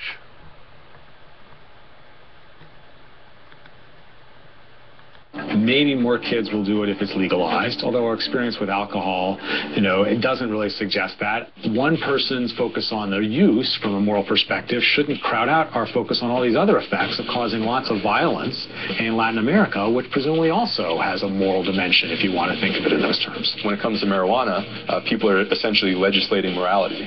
They feel that marijuana use is immoral, and therefore it's illegal, and therefore if you use it, you're a criminal. These are decisions that people are making for their own bodies. And these are decisions that should be left to the individual to make. The whole thing of having 16, 17, and 18-year-old kids getting stoned is not something we're looking for, but having a war against it has not worked. It is certainly true that many people who consume harder drugs have also consumed marijuana in the past, and many of them had consumed marijuana before they consumed the harder drugs, although there are obviously plenty of exceptions to that pattern as well. But the main fact is that zillions of people consume marijuana and don't go on to harder drugs. Millions of people consume alcohol and don't go on to marijuana. If you just look at the temporal sequencing, you would say that French fries are a gateway to alcohol or to heroin or whatever, because everyone who's consumed heroin has consumed McDonald's French fries back, when they were kids or something like that. So it's just a completely unpersuasive hypothesis for which there is not good evidence. Aside from the moral issues at hand, a percent of the population does in fact struggle with addiction problems. And when posing the question, should marijuana become legal, many worry that the illegal drug will lead to even more addiction problems. There are many of these people that use marijuana for medical purposes. People that use medicine aren't necessarily drug addicts. There certainly are many people who try marijuana and decide that they enjoy it and continue to use it. But of course you could say the same thing about zillions of people's use of ice cream or addiction to exercise or downhill skiing or whatever. So addiction can be way too broad a concept. No matter what side of the issue you're on, do consider that it is certainly within the interest of groups and companies across the country to keep this drug illegal. I think some people think that it's wrong morally or ethically or religiously or something. Okay? I think there are significant interest groups that benefit from current policy, from continuing prohibition. So some parts of law enforcement clearly would lose their jobs if marijuana, other things were made legal. So they have a personal stake in continuing current policy. The pharmaceutical industry, which doesn't want a plant to be available as an alternative medicine. The treatment sector gets a lot of its business from the fact that drugs are illegal, because a lot of people refer to treatment because they're arrested. Whether you think that's true or not, it clearly is in the interest of the treatment sector, and so they also are a factor in maintaining the status quo. Fourth group are the politicians, the ones who get elected and re-elected by talking tough with regard to the war on drugs. The liquor industry is opposed to it because they don't want people, they're worried about people using marijuana as an alternative to alcohol. Obviously, the Mexican drug cartels, the big-time drug sellers, and they're winning, making tens of millions, hundreds of millions of dollars a year, tax-free. They're coming out ahead. Predominant source of funding for all terrorist groups around the world is what? The sale of illegal drugs. The only reason cannabis is not legal is, the number of jobs, if you add them up in law enforcement and prisons. How are we putting people in prison when our own federal government, Department of Health and Human Services, has the patent on this stuff? It's insanity. Whichever way you view it, or use it for that matter, marijuana is still a Scheduled I illegal substance at a federal level. At the state level, however, some are allowing the use under certain restrictions. My advice as an attorney is don't get involved in this industry because you're going to be violating federal law. However, there are ways to comply with state laws. The law states that patients can possess, transport, and cultivate for their own personal medical use. So right now, we're in this murky gray area that essentially states patients can possess an amount of marijuana reasonably related to their medical needs. Right now, as it stands, cultivation of marijuana is a felony. Even one plant that's 6 inches tall, you can be charged with a felony. The potential penalties for a felony for cultivation or possession with intent to sell are 16 months, 2 years, or 3 years in state prison. If you were a patient here and I'm saying you should take 2 sprays of this, 3 times a day, giving you specific instructions or telling you a list of places where you can get it, is on a federal level aiding and abetting. If you have a felony on your record, it's going to seriously impact your future. You can recover from an addiction. What you cannot recover from is from a conviction. Nationally, we have 2.4 million people behind bars, 1.7 million in prison, and 700,000 in jail. Of those, about 500,000 are for drug law violations. And of those, 30,000 are for marijuana violations. So if we legalized marijuana only, the effect on prison overcrowding would be something, but it wouldn't be huge. There are not a ton of people in prison on marijuana charges. In California, it costs $46,000 a year to incarcerate people. We only spend $8,000 per year on our students. That could free up 30,000 inmates from our already overcrowded prison systems and could potentially save the government $1.38 billion that would have gone to incarcerating a marijuana conviction. On the other end of the spectrum, and not to advocate the idea, but several different countries have decriminalized all drug use. couple of countries recently that we've seen who are having positive results with regards to drug legalization and decriminalization would be Switzerland and Portugal. In Portugal, 2001, they decriminalized all drugs.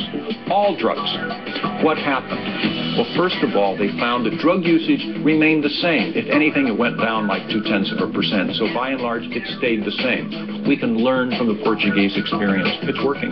Under this proposed decriminalized system, or even under a legal system, there is still always the concern for problematic drug use. We cannot create laws that will keep people always from doing foolish things. With the United States racking up nearly $15 trillion in national debt, it's time to have an honest debate on what to do about our fiscal problems. The current state of the economy, the U.S. had one of the largest recessions in its history. We have started to recover from that. That is, the recession officially ended, but growth has been relatively weak compared to most recoveries from recessions. I think there's a reasonable possibility of getting back to the pre-existing trend, but that would require fairly radical changes in policy, which politically are unlikely to happen. One example of a radical change in policy could be the legalization of marijuana. Two aspects of government budgets that will be affected by legalization. One is that we wouldn't be spending the money on arrests, on prosecutions, on incarcerations. The second aspect is the U.S. would be able to collect tax revenue on legalized marijuana. And experts have estimated that $6.2 billion could be collected if we tax the substance at similar rates to tobacco and alcohol.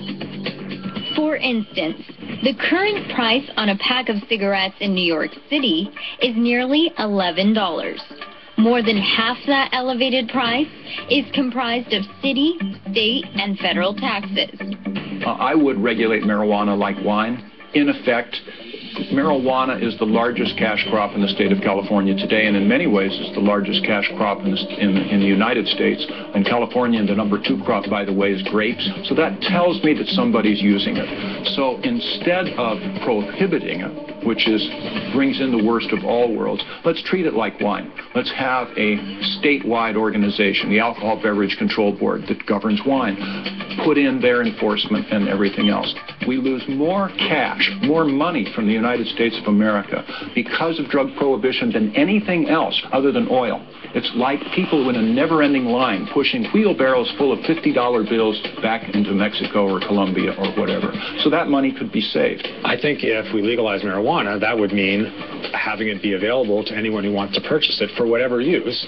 So some would use it recreationally, some would use it medicinally. So I don't think we have to make that distinction at all if we fully legalize. So there would be an age limit. Vendors would be licensed. Producers of the product would be licensed, and they would be, inspected and held to standards. We should never assume that we can make things perfect. We're not going to have a complete absence of adverse things related to drugs, no matter what the policy is, just as we don't have an absence for alcohol. There are going to be some people who misuse, some people who drive under the influence, and so on. Similarly to alcohol, there could also be consequences for people who choose to get behind the wheel while impaired. Well, we have laws against driving under the influence of drugs already on the books in most places, so we can certainly have those. Now, the ability to test whether someone was driving under the influence or was under the influence is more difficult for some substances than others. For example, marijuana stays in one's system for more than just a few hours, so someone could have been smoking 2 days ago, get in the car, no longer under the influence at all, but still test positive for marijuana. And I understand that now there's the test where you can actually swab the inside of your mouth and you can determine whether someone has actually smoked marijuana within the last 5 hours or so. So modern science will come to the rescue.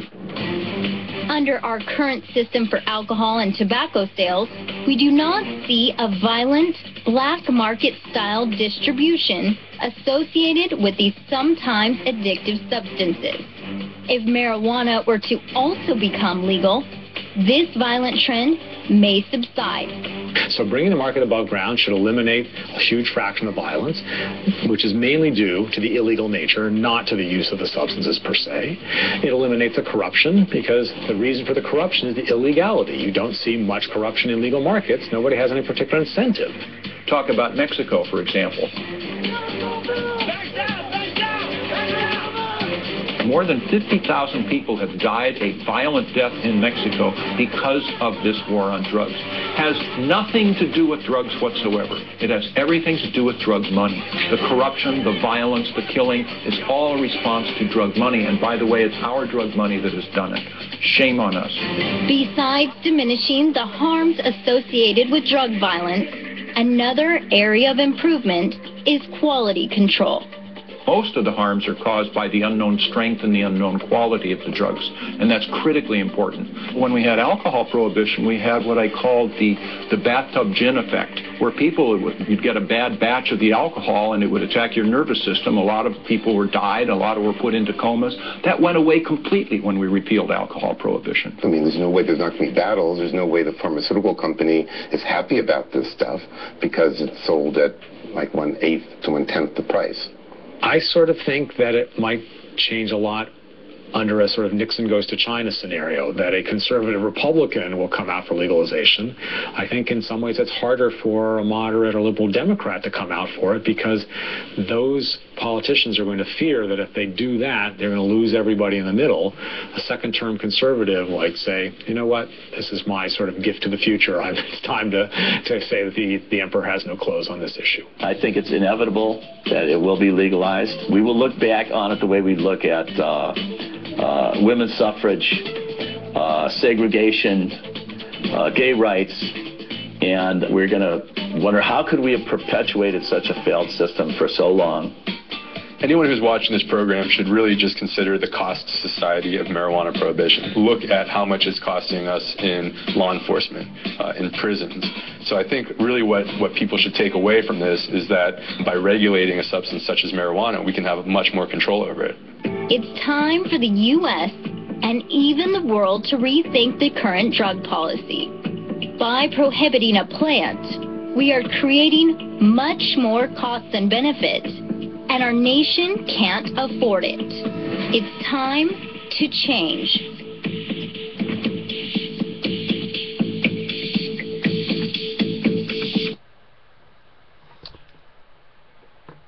All right. Echoing what I've told you and what I've been trying to tell people for almost 45 years.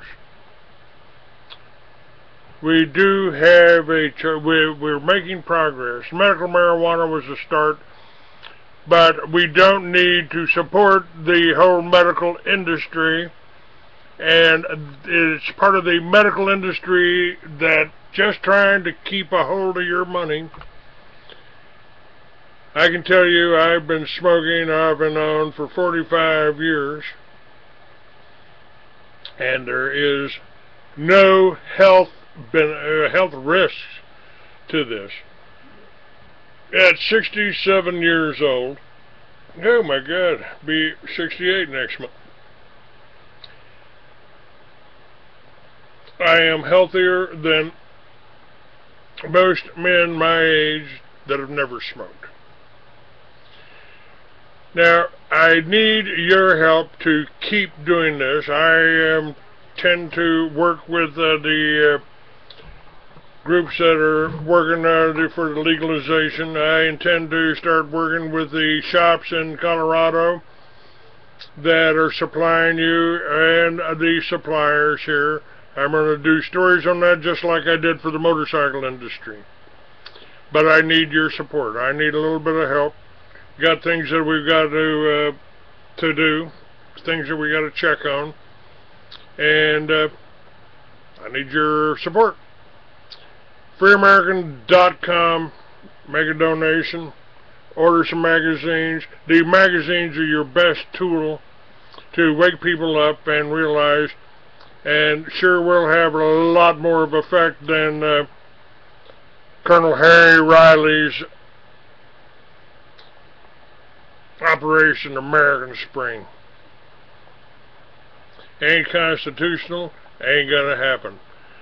So, thank you for listening. God bless you all. We're out of here.